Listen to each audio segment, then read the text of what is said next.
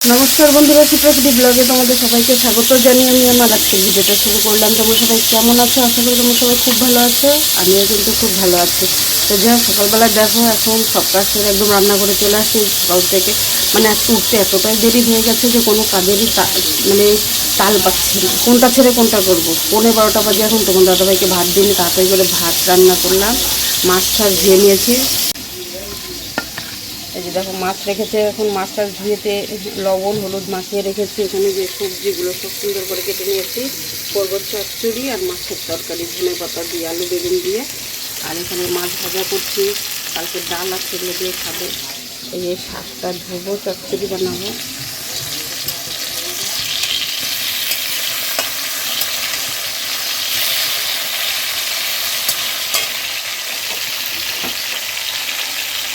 এখন সকালে এগুলো দিয়ে খেতে দেবো। ভাত আমার হয়ে গেছে, সব ওই ঘরে নিয়ে গেছি।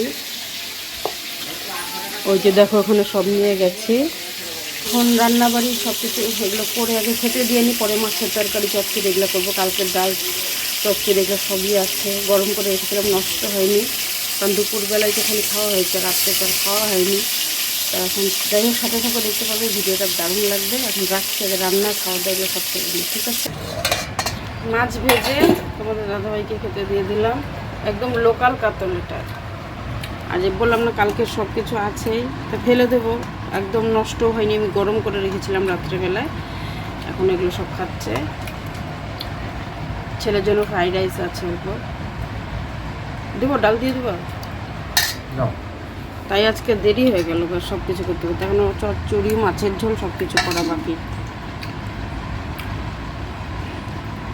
টমেটো তো খাবে না,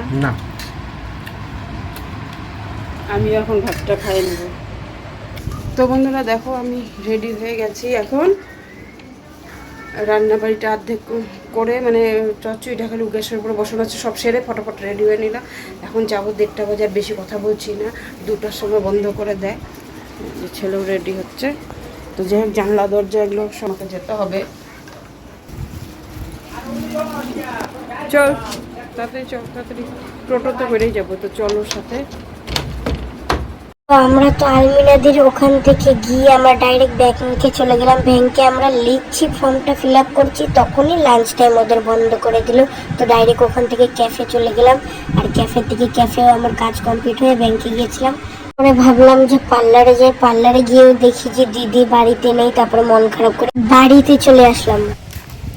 অনেক দেরি হয়ে গেল, 3:30 মনে হয় বাজে এখনো। সেই হওয়া চেষ্টা, সেই ভালো লাগতেছে। তো বন্ধুরা দেখো, এক্ষুনি আমি আসলাম, এসে এখন একটু স্নান করব, স্নান করিনি। আর ওয়েদারটা খুব ভালো, হাওয়া ছেড়েছে প্রচণ্ড পরিমাণে। রান্নাঘরটা এখন পরিষ্কার করবো, খাওয়া দাওয়া করে এখন পরিষ্কার করবো। দেখো কটা বাজে, 3:15 আন্তাজে, তখন বলেছিলাম 3:30 বাজে, তো 3:15 বাজে। এখন আগে ফটোফট স্নান করি, ছেলেও করছে। জামা কাপড় বাইরে আছে, এগুলো উঠাবো। ভাগ্যিস আমি আসলাম, বৃষ্টি নামেনি, ওয়েদারটা একদম খুবই খারাপ। তো যাই হোক, এখন আগে স্নান টান করে নিই, সব কাজ সেরে। সব কাজ সারতে মানে ঘর দুয়ার দেখবে, এই দেখো ঘর দুয়ারের কী অবস্থা। এখন কোনো কাজ সারা হয়নি, আগে স্নানটা ফটাফট করে আসি। এই দেখো, এখন কিচ্ছু গোছাবো না, আগে স্নানগুলো করে আসি। ভাত ভাত তো খাইতেই চায় না, সবসময় এমন করে। খাওয়া নেই, একবার খাই আর যদি খাইতে চাই, একবার যদি খাই আর খাই। চচ্চড়ি খাবি? হ্যাঁ। ভাত খাইছো? আরে এই খাওয়া দাওয়াটা সেরে নেই, বেশি বকবক করছি না, খিদা পাচ্ছে ব্যাং। এই যে মাছ, এই মাথাটা আমার জন্য, এত বড় মাথাটা আজকে আমি খাওয়া। সে খাও, তোর বাবার আমার জন্যই রাখছে, বলতে আজকে এই আমি যে কাটা খেতে ভালোবাসি, এটা দিয়ে না একটা ইটিং শো করতে পারতে। একটা মাছের মাথা।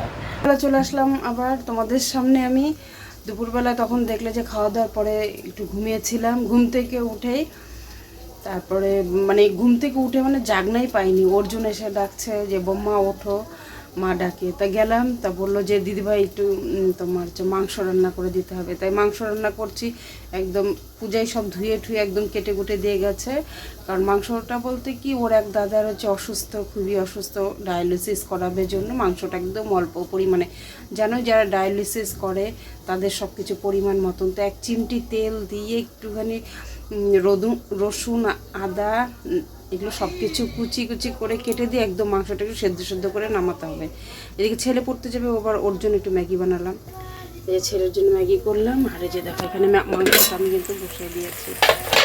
এই যে সব 1 চিমটি পরিমাণে, 4 ভাগের 1 ভাগ পেঁয়াজ, 1-2 গোলা রসুন, 1 চিমটি তেল, 1টা কাঁচা লঙ্কা,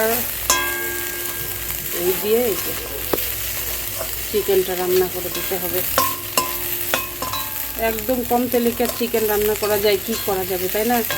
তাই বলি যে মানুষের যে কত ধরনের ভগবান রোগ দেখে দিয়েছে। চিকেন রান্না করছি আর ছেলেকে এখন ম্যাগিটা দিয়ে দেবো, হয়ে গেছে। হ্যাঁ হ্যাঁ দিচ্ছি। তো বন্ধুরা এখন বাজে, ঘড়িতে বাজে 10:15। আমার রান্নাবাড়ি হয়ে গেল। তোমাদের দাদাভাই কাজে এখন মাত্র আসলো, এই যে 10:15 বাজে। আর এই যে তোমাদের দাদাভাই মাত্র আসলো, পান বানিয়ে দিলাম। এখন জলের ড্রামগুলো তুলছে। কত রাত্রি হয়ে যায়, কত ভাতও হয়ে গেছে, তরকারিটা গরম করছে। ওই যে গ্যাসে দেখো ওখানে বসানো, তরকারিটা গরম হচ্ছে। গরম হলে খেতে ঠেতে দিয়ে দেবো। আর সন্ধ্যাবেলা তখন দেখলে যে ওর মাংস রান্না করে দিলাম। তারপরে ছেলে পড়তে চলে গেল, আমি হাত মুখটা ধুয়ে পরিষ্কার হয়ে বিটির ওখানটায় গেলাম। তারপর পূজা আবার গেল, পূজা আবার মিষ্টি টিষ্টি সব নিয়ে গেছিলো, ওখানটা খেলাম। খেয়ে এসে আবার রান্না বসে দিয়ে জল টল টানলাম। এখন খাবার জল ভরবো, তা খাওয়া দাওয়া শুরু করবো এখন।